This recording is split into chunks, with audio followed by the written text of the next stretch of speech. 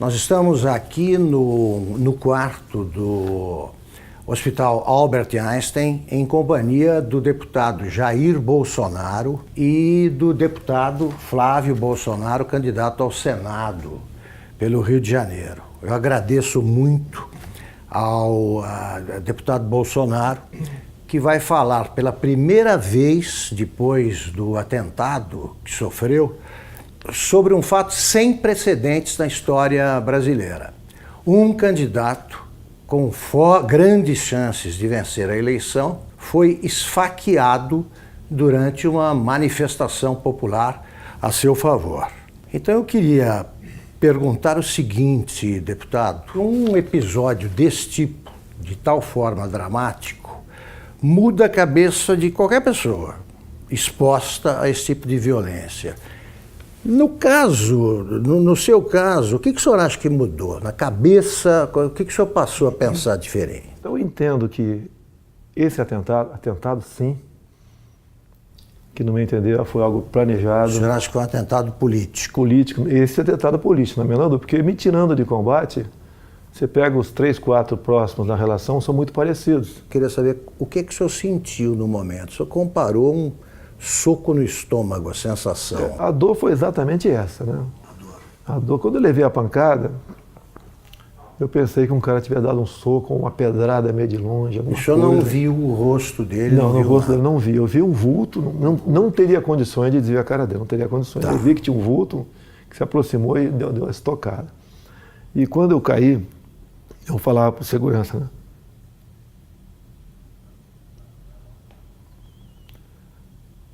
Foi uma porrada no estômago.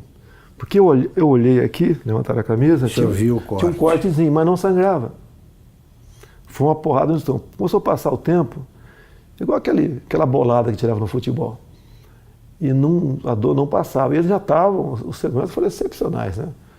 Os colegas meus da Polícia Militar, da Polícia Federal, tinha mais gente de outros órgãos, com toda certeza, me levaram rapidamente para o hospital. Bem, o que eu fiquei sabendo lá no hospital? Na Santa Casa de Juiz de Fora. Aconteceu vários milagres, né? Primeiro o cara deu uma facada e rodou. Ele rodou para matar mesmo, o cara sabia o que estava fazendo. Daí já vem esse papinho que ele já foi açougueiro. Açougueiro, ajudante de pedreiro, já começa essas conversinhas todas aí. Tá? E por questão de milímetros não atingiu veias aqui que não teria como eu resistir. Foram em 3 lugares no intestino fino e um no grosso, onde espalhou fezes por aqui tudo. Me levaram para o hospital. Eu ainda não sabia o que tinha acontecido, né? Bem, resumindo, foi drenado mais de 2 litros de sangue, 35 pontos, levei aqui, abriram tudo, botaram tudo para fora. Me disseram que eu acordei 2 vezes durante a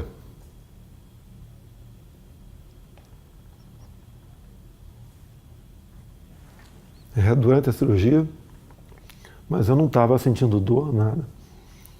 E depois fiquei sabendo, quando eu acordei, que não sei se era noite ou madrugada, eu estaria sendo transferido para cá, para Albert Einstein. O senhor chegou a perder os sentidos lá? Não perdi os sentidos lá. Não perdeu os sentidos? Nem até chegar ao hospital. Era uma dor de uma pancada no estômago insuportável. O senhor teve medo de morrer? Sempre existe esse temor. Digo mais, não é por mim. Em quem o senhor pensou? Em primeiro lugar, na minha filha, de 7 anos de idade. O senhor pensou nela, tem 7 anos. Ela, inclusive, me inspira na política, né? E, logicamente, depois na minha família como um todo. E sempre avisei a minha esposa que, desde o evento até hoje, está do meu lado, aqui em São Paulo, que poderia correr esse risco. O senhor achava que podia... Existia essa possibilidade, tá certo? Porque eu estava abusando, né? Se você vê as tomadas de aeroporto, muita coisa poderia acontecer. E eu falava para o pessoal de segurança do meu lado, que essa possibilidade ia se aumentar a partir do momento que a minha popularidade ia crescendo. Porque eu estou crescendo da onde, Augusto? Qual é o tamanho do meu partido? Qual é o nosso fundo partidário? Eu costumo dizer, é verdade, quer ver? Você pontou aqui, tem 10 pessoas, 15 que trabalham comigo, a maioria voluntários. A minha equipe de política, ela é menor que a equipe da Polícia Federal, que por lei está à minha disposição. Deputado, o senhor acha que o autor do atentado, o Adélio Bispo de Oliveira, agiu sozinho? Eu acredito que não. Ele não é tão inteligente assim, não. Né? Com um ato como aquele, a tendência natural é ser linchado. Então ele foi para cumprir a missão, quase que na certeza que não seria como. Teria gente ao lado dele. E isso realmente, pelo que eu ouvi dizer, não tenho certeza ainda, a Polícia Civil lá de Juiz de Fora está bem mais avançada que a Polícia Federal. Porque o depoimento que eu vi do delegado da PF que está conduzindo o caso, realmente um depoimento para abafar o caso. Eu lamento o que eu ouvi ele falando, dá a entender até que age em parte como uma defesa do criminoso. Então, isso não pode acontecer. Eu não quero que inventem um responsável, longe disso. Quer que apurem o caso. Eu falar que tal partida, tal não sei o quê, não. Dá para apurar o caso, dá para apurar. Tem uma passagem dele pela Câmara, ou melhor, uma passagem falsa dele pela Câmara, no dia 6 de setembro. Quando tu vai na Câmara, ô Augusto, você se identifica, eu estou no anexo 4, no gabinete tal. Ou é fotografado. Tal. É fotografado. Então quem foi que... Isso seria um álibi no futuro, que se não fosse pego ali, não, ele esteve na Câmara. Então, a Câmara dos Deputados, estou também junto ao pessoal do meu gabinete, a Polícia Legislativa trabalha com muita lisura, tenho muita amizade na Polícia Legislativa. A imprensa tem que apurar. A imprensa tem que apurar. Sabe que tem parte da imprensa que tenta acalmar o negócio ali, né? Mas tem que apurar. Porque o que está em jogo é o poder. Eu chegando lá, nós quebraremos o sistema. Não é na ignorância, não. É na lei. Deputado, aliás, que tipo de castigo o senhor acha que o seu agressor merece? É uma tentativa de homicídio, né? Tem que ser o que está na lei. No Brasil não existe pena acima de 30 anos. Agora, eu costumo dizer muitas vezes, tentativa de homicídio, ou seja, eu estou vivo por milagre. Por que a pena dele tem que ser abaixo de um homicídio em si? Vamos mudar isso no futuro, se Deus quiser, caso seja presidente. E mais ainda, acabarmos com progressão de pena. E não ficar dando ouvido a entidades de direitos humanos, que o presidiário vive más condições. Quem estaria em péssimas condições de dia seria minha família se eu tivesse morrido.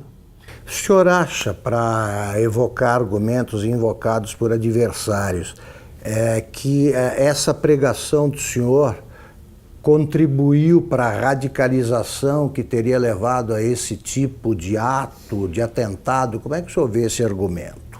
Exatamente o contrário. Eu sou vítima daquilo que eu combato. Eu costumo dizer nas minhas máximas, né? Eu prefiro a cadeia cheia de vagabundo do que o cemitério cheio de inocente. Eu tenho projetos em Brasília, muitos deles inspirados na legislação de alguns estados norte-americanos, como, por exemplo, a lei dos 3 crimes. Lá, Augusto, se o elemento comete 3 crimes, não interessa quais sejam, tem estados que você começa com 25 anos, inafiançado, não, sem progressão. Eu copiei esse projeto e botei 10 anos, vou lutar para que seja aprovado. Não tem cabimento. Você pega um elemento, às vezes, cometer um crime bárbaro aí você vai na ficha criminal dele, tem 50 passagens pela polícia. O cara cometeu 3 crimes, 10 anos sem progressão. Saiu, fez de novo, passa para 20. O ser humano só respeita o que ele teme. Se cometer crime, a punição é quase inexistente, é um estímulo para você ser criminoso. Um exemplo que tenho falado muito de uma deputada federal, uma japonesinha aqui de São Paulo.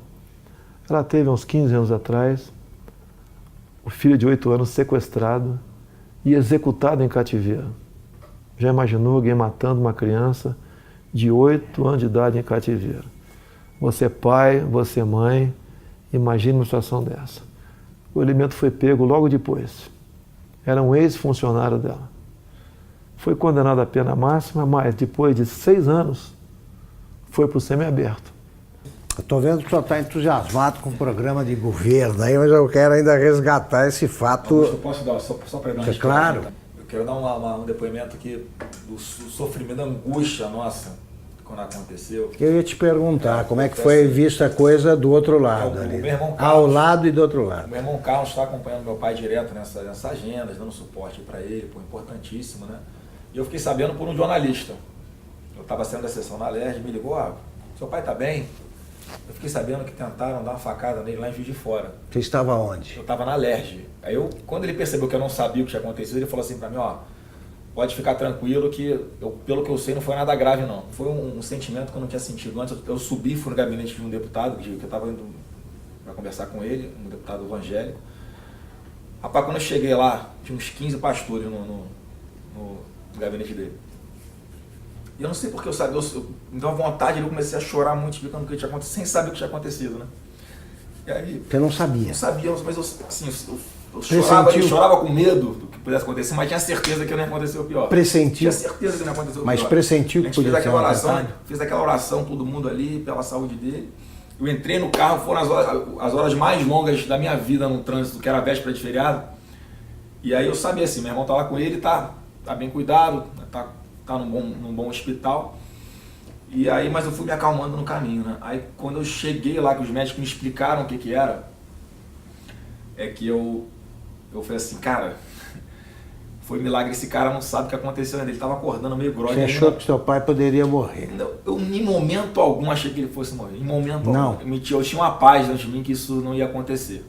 Mas quando eu vi o que tinha acontecido, a gravidade, o que os médicos me contaram, meu irmão me deu uma noção do que tinha acontecido também. E aí olha só o que esse cara me falou. Ele chamou perto, eu não tinha muita força para falar na hora. E aí ele me chamou pertinho da boca dele assim, né? Encostei o ouvido nele. Não foi com essas palavras, foi assim, se deram mal, tô vivo. O cara no momento desse não tá pensando na saúde dele, tá pensando no todo, no que ele representa. Então, eu tenho cada vez mais orgulho dele. Muito. E agora tá aliviado. É um choro de alívio, né? E certeza de que Deus está preparando uma coisa muito grande para o nosso Brasil e está usando o cara aí, com certeza.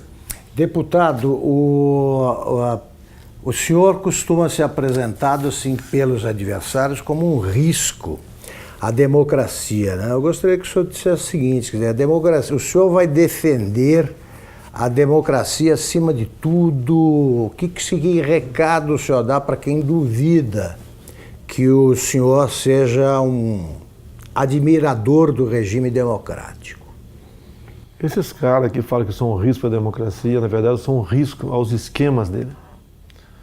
Não vai ter mais indicação para BNDES, Banco do Brasil, Caixa Econômica, Banco da Amazônia, Banco do Nordeste, com esse critério.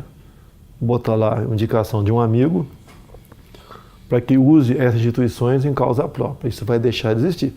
O exemplo mais claro foi o BNDES. Todo mundo sabe o que aconteceu lá. Então eu sou um risco, sim. Eu sou um risco àqueles que vivem pendurados em estatais do governo. Nós temos em torno de 150 estatais. Conversei com o Paulo Guedes, que vai privatizar estatais. Eu falei, Paulo Guedes, nós vamos priorizar um estudo muito acurado, não vai haver injustiça com ninguém. Mas algumas serão privatizadas, certamente. Vou dizer muitas. Tá? No governo do PT, umas 50 foram criadas.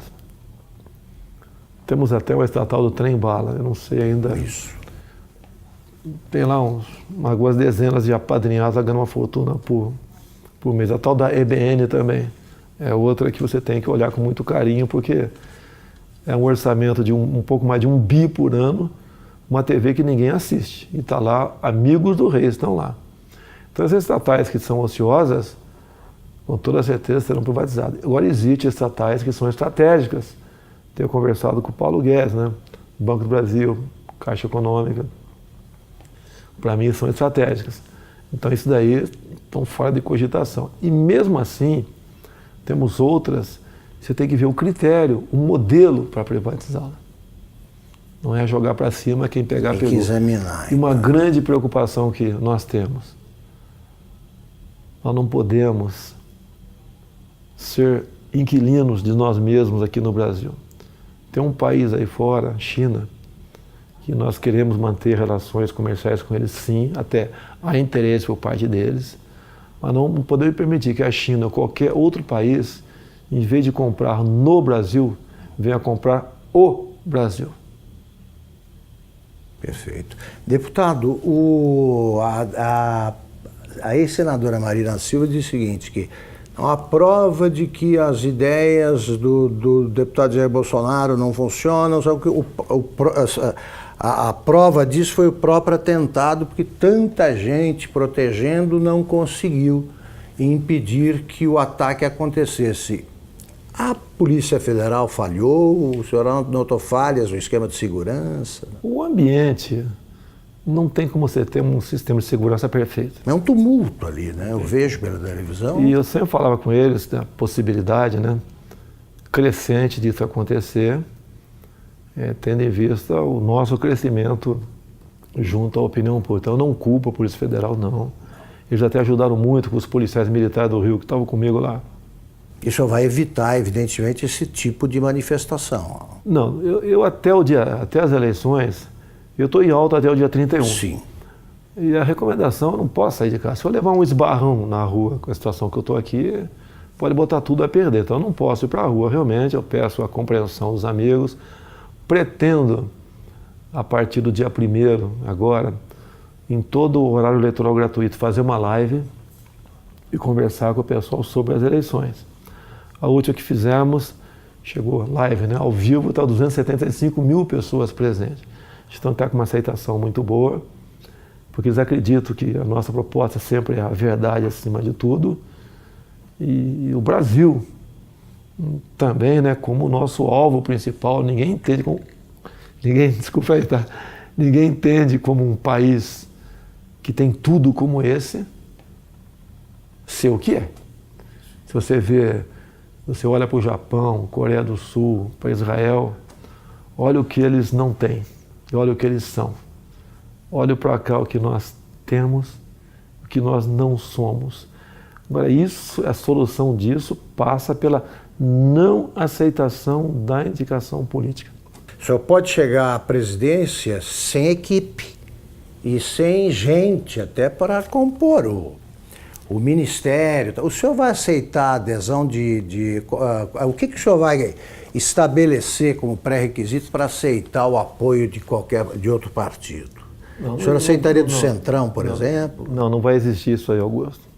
Não vou dizer que tem bons parlamentares em vários partidos e tem gente honesta dentro da Câmara também, tá? Mas não será esse o critério, é a competência. Eu quero, por exemplo, um ministro da Ciência e Tecnologia voltado para a pesquisa, para a inovação. O senhor não sabe quem é? Ainda tem um nome de longe, né, que a gente pensa nele, não sei se seria o mais adequado ou não, tá certo? Mas é um pouco inexperiente ainda, o nosso querido coronel da Aeronáutica, Marcos Pontes, o astronauta. Sim. Poderia ser uma pessoa para lá ou para compor o ministério, ou para compor. Então o ministério é importantíssimo. O que faz o jovem sair do Brasil? Falta de oportunidade aqui. Então você não pode ter uma pessoa nesse ministério. O senhor vai nomear por critérios, pelo critério da competência, é isso? Olha só, quando eu juntei 120 parlamentares, vai aumentar esse número, que o meu partido eu acho que vai fazer uns 30 deputados. Estou acreditando em um número modesto. Eu acho que vou ter o apoio de quem vota em mim, votar nos candidatos a federal, a senador, a estadual do meu partido. Eu acho que isso vai acontecer bastante. Até eu vou pedir para não votar no 17, votar no candidato, que tem uma cláusula de barreira aí. São Paulo, por exemplo. Não adianta o meu filho Eduardo, que deve ter 1 milhão de votos, junto com voto de legenda, poder fazer 8 deputados federais. Esse federal tem que ter 30 mil votos, senão não tomam posse. Então ele tem que votar no candidato, e não no 17. Eu posso não ser o ideal, nem teremos nunca um ideal. Mas eu acho que o remédio para o momento, tendo em vista aos demais candidatos que estão aí, seria eu, não teria outro remédio no momento. Para a gente buscar o ponto de inflexão e fazer uma política de verdade no Brasil. E essa maneira de não aceitar indicações políticas, como tenho conversado com parlamentares, é uma maneira de resgatar, buscar o resgate da credibilidade do deputado. O senhor não vai aceitar? Não tem como aceitar. Você pode ver. O Onyx Lorenzoni, por exemplo, no meu entender, seria um excelente chefe da Casa Civil, mas não é indicação partidária, mérito dele. Ele vestiu essa camisa comigo, tá ok? Ele também passou por um momento difícil na vida dele, não questão de saúde, né? Então é uma pessoa que é adequada para estar lá. Não é que a gente vai dar as costas para o parlamento, não quero papo com ninguém, não, nós queremos atender o parlamentar. Uma das coisas que o parlamentar sempre reclama em Brasília, o orçamento para as emendas individuais, ele é impositivo. Vai ter que sair, Augusto. Antigamente, ele não era impositivo, né? Era autorizativo. Daí o governo chantageava. Queria aprovar algo salgado, chamava a bancada que interessava e liberava recursos. A imprensa divulgava aquilo com o maior estardalhaço e com razão. Quando aparece alguém que fala que quer acabar com isso, a grande mídia não dá bola para isso aí. Então o que os parlamentares querem? Vão ter suas emendas liberadas o mais rápido possível, porque ou muda a lei, ou eu libero. A liberação, então, não vou querer chantagear parlamentar para nada.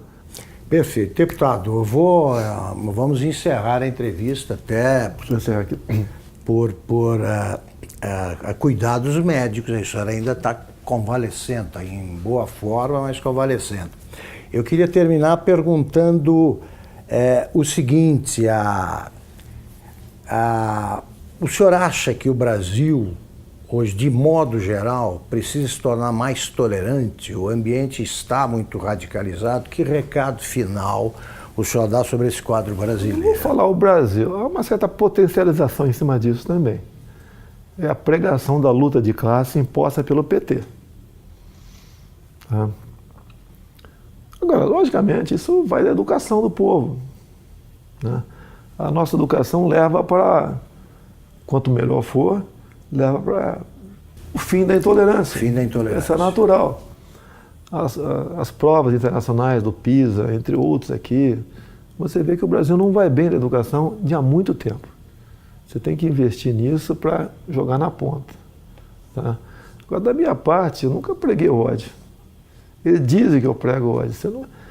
Eu vi uma matéria dizendo, o Bolsonaro agride gays, negros, mulheres.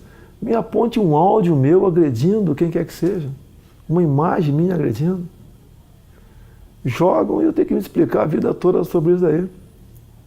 É a minha família, minha nova família. Estou indo para 11 anos de casado com a senhora Michele. O pai dela é o Paulo Negão. Nossa família. E 11 anos atrás ninguém falava em Jair Bolsonaro. Era apenas uma figura lá do baixo clero que dava umas caneladas na Câmara lá. Deputado, muito obrigado pela entrevista. Eu quero agradecer a todos vocês, em especial Augusto Nunes nesse momento, a população pela confiança, pela simpatia, agradecer pelas orações, vocês foram excepcionais. Realmente os médicos dizem que eu estou vivo por uma obra de Deus, um milagre aconteceu. E vamos juntos mudar o destino do Brasil. Tá ok? Eu sei que existem milhares de pessoas pelo Brasil melhores do que eu. Mas no momento você tem aí, se não me engano, 13 candidaturas, não é isso? Isso. Você não foge, você não pode votar no Augusto Nunes, não é candidato. Você tem 13 nomes aí. Analisa, não se abstenha, não se omita. Eu sei que você está muito decepcionado com política, mas a chance é essa. Se continuar alguém do Centrão ou do PT, você sabe qual é o destino. Estamos exatamente no mesmo barco. Vamos mudar o Brasil, sim. Acredito em Deus, acredito em você, acredito no potencial do ser humano brasileiro e acredito que juntos, unindo o Brasil, sem essa história de divisão de classe, jogar cor de pele para um lado, outra cor do outro, opção de um lado, não sei o quê, gênero. Vamos unir o Brasil. Na economia, vamos desburocratizar, desregulamentar. A proposta do Paulo Guedes do imposto de renda, até falei, está sendo ousada. A proposta dele é o seguinte, quem ganha até 5 salários mínimos não paga imposto de renda. E dali para frente, uma líquida única de 20%. A União perderia arrecadação, sim. Mas o gás que você daria para as empresas para os comerciantes, produtores rurais para empregar a gente, desonerando a folha de pagamento, compensa muito. A Inglaterra fez um plano semelhante há 20 e poucos anos atrás. Com o Trump agora ele fez a mesma coisa. Se não me engano, está baixando para 20% o imposto das empresas, né? Isso. Então, deu certo. Não precisou mais exportar empresas para país vizinho mais ao sul ali para produzir alguma coisa. As empresas estão voltando para os Estados Unidos e vamos mexer na economia nessa hora, sem sacrifício para ninguém. Se o alíquota de 20% estiver alto para alguns, eu converso com o Paulo Guedes. O Paulo, em vez de ser acima de 5, 20, até 10, 15, dali para frente, resolve essa parada aqui. Eu só falei uma coisa, Paulo, no final eu quero uma coisa, que a União arrecade menos. Muito bem, muito obrigado, deputado. Obrigado, deputado Flávio.